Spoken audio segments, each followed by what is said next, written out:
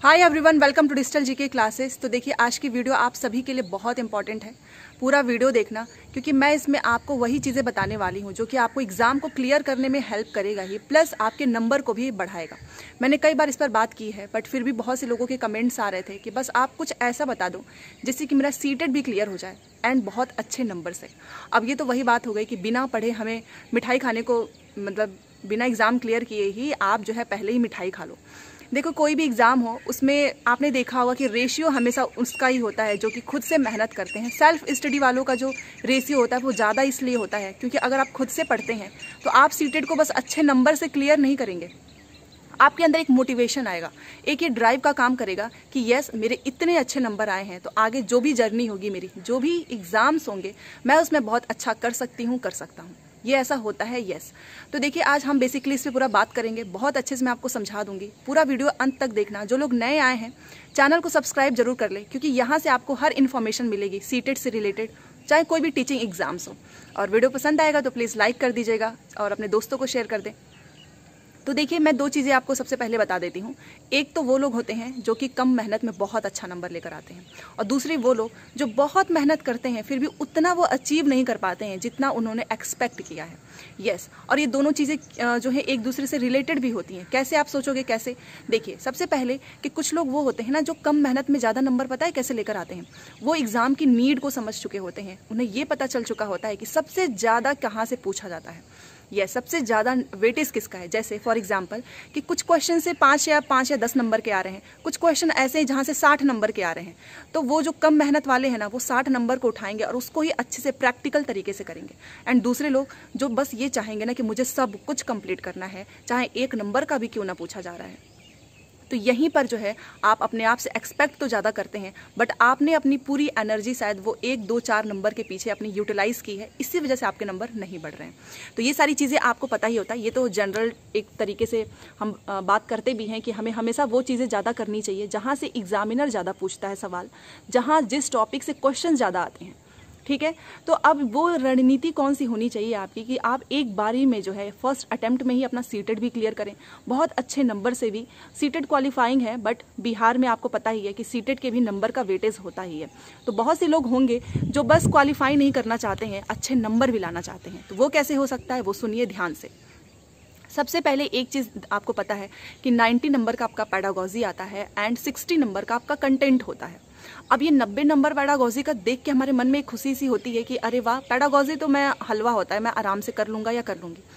जी नहीं, पेडागोजी जहाँ आपके नंबर बहुत तेज़ी से बढ़ाता है, वहीं पर पेडागोजी एक ऐसा सेक्शन है जो आपके नंबर को बहुत तेज़ी से कम करता है।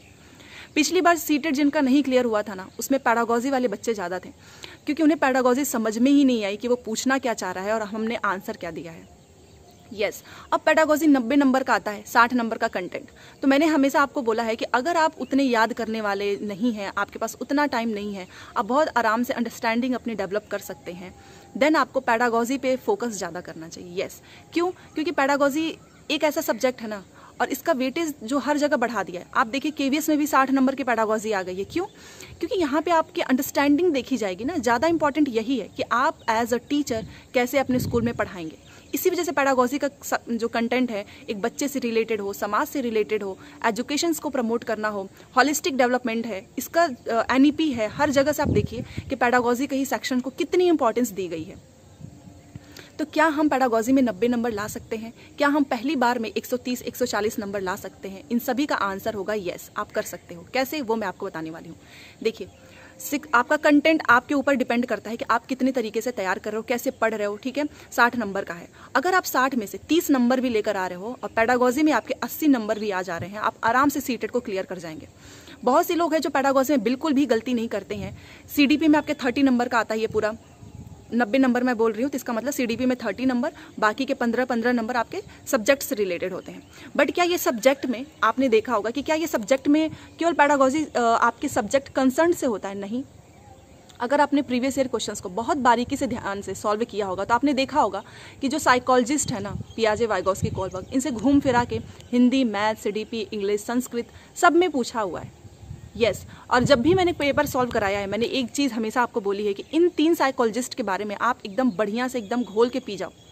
यहीं से क्वेश्चंस पूछेंगे घुमा फिरा के। तो 90 नंबर कैसे लाएंगे?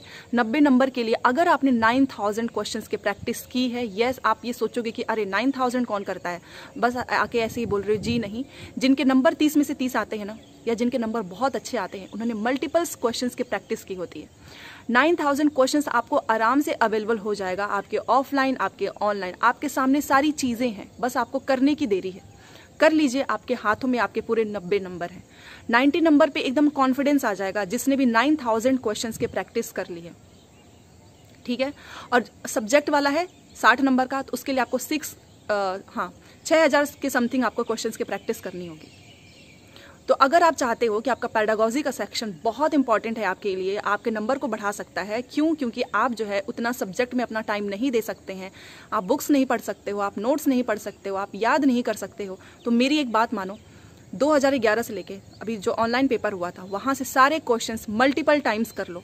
इतनी आपकी स्ट्रांग पकड़ होनी चाहिए कि वहाँ से एक, चाहे एग्जामिनर कितना भी घुमा के पूछे, आपकी थिंकिंग इतनी डेवलप हो चुकी होगी, आप जो है अंडरस्टैंडिंग आपकी इतनी डेवलप हो चुकी होगी कि आप उसमें बिल्कुल भी गलत नहीं करेंगे। और 9000 क्वेश्चंस की प्रैक्टिस करना अपने आप में एक बहुत बड़ी बात इसलिए भी होती है क्योंकि आपने खुद से ये सोच लिया है कि 90 नंबर में 1 नंबर कम हो सकता है, 2 नंबर, लेकिन मुझे 80 के ऊपर ही रहना है। मैंने आपको बता दिया, आप 90 नंबर लेकर आ सकते हो। आप 9000 की प्रैक्टिस कीजिए, आप मॉक टेस्ट दीजिए, स्पीड बढ़ाइए, प्रीवियस ईयर क्वेश्चंस को अपना हथियार बना लो, क्योंकि वहीं से क्वेश्चंस रिपीट होते हैं। यस, रिपीट होते हैं, पेपर देकर आओ, खुद समझ जाओगे कि यस रिपीट होता है। कैसे रिपीट होता है वो मैंने आपको बताया ही है। ऑप्शंस पे जरूर ध्यान देना। पेपर सॉल्व कर रहे हो, एकदम से रोबोट मत बन जाना कि क्वेश्चंस को पढ़ा, आंसर पढ़ा, बस आगे बढ़ गए, काम खत्म।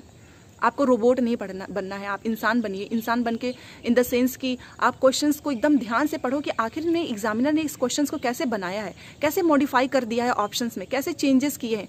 नहीं वाले क्वेश्चंस में 3 पॉजिटिव खुद आपके सामने उसने क्वेश्चंस बना दिए हैं, सोचो।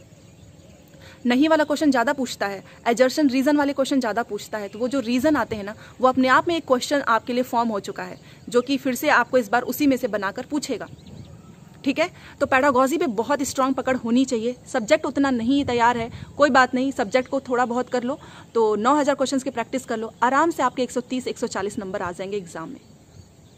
And least but not the last, एक चीज़ मैं आपको बताना चाहूँगी कि जो लोग सेल्फ स्टडी करते हैं उन्हीं का पेपर क्लियर होता है। यस, चाहे आप मेरे से पढ़ लो, किसी से भी पढ़ लो, दिन भर यूट्यूब पे वीडियोस देख लो, अगर आपने खुद से 4-5 घंटे की सेल्फ स्टडी की है ना, आपके 130-140 नंबर एकदम गारंटी है 100% कि आपका 130-40 आपके हाथ में होगा। ये जो 99% का जो रेशियो होता है ना, उसमें से जो 1% जो लोग होते हैं, आपको भी पता है, वही पास भी होते हैं। बाकी लोग तो इसलिए देते हैं एग्जाम कि उन्हें देखना है कि एग्जाम का पैटर्न कैसा आता है, कैसा पूछ रहा है। कभी भी ये सोच के मत भरना कोई भी फॉर्म।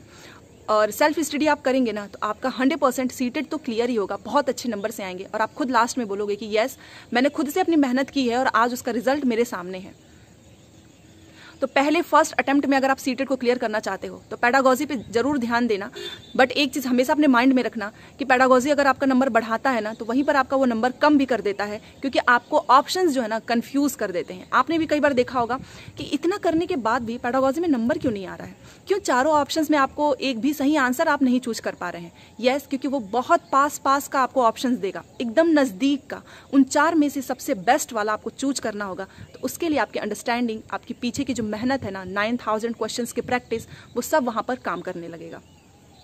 तो मैंने आपको बता दिया है 130-140 लाने के लिए 9000 क्वेश्चंस की प्रैक्टिस करो। प्रैक्टिस कैसे करना है और मैंने आपको बताया ही है, सब कुछ मैंने आपको बताया है फ्री में। कोई भी चीज़ मैं ऐसे खुद के लिए नहीं बताती हूँ, आपको तो पता ही है। अगर जो लोग स्टार्टिंग से मेरे साथ जुड़े हैं, मैं बस ये चाहती हूँ कि आपका सीटेड अच्छे नंबर से क्लियर हो। नहीं पैसे हैं कोई बात नहीं, बहुत से लोग हैं जो बिना कुछ पैसे खर्च किए बहुत अच्छे नंबर से लेकर आते हैं। एक चीज़ याद रखो, बहुत ज़्यादा रिसोर्सेज हमारे लिए मैटर नहीं करती है, कम रिसोर्सेज में आप कितना अच्छा रिजल्ट लेकर आ रहे हो वो मैटर करता है। और सब लोग करते हैं ऐसा, जो लोग पास होते हैं उनके पास बहुत रिसोर्सेज नहीं होता है, जो रहता है उसी से वो अपना बेस्ट निकाल लेते हैं। प्रीवियस ईयर क्वेश्चन 2011 से ऐप भी मैंने आपको बताया है, ग्रेडअप ऐप पे फ्री में है, वहां से कर डालो। ऑनलाइन वाला भी कर लो। 9000 क्वेश्चंस ऐसे ही तैयार हो गए। और आपका पेडागॉजी अगर स्ट्रांग है तो मेरी बात मान लीजिए, केवीएस में भी आप जो है एकदम धुआं उड़ा देंगे, क्योंकि केवीएस में भी 60 नंबर का पेडागॉजी ही है। तो ये सारी इन्फॉर्मेशन है। अगर आपको सच में वीडियो पसंद आता है तो प्लीज़ लाइक, शेयर और चैनल को सब्सक्राइब जरूर करें। टेलीग्राम, इंस्टाग्राम का भी लिंक मैंने दिया हुआ है। और 12 बजे आज साइंस की मैराथन क्लास है, क्लासेस भी लेती हूँ, प्लेलिस्ट बनी हुई है, आप चाहें तो देख सकते हैं। Thanks for watching.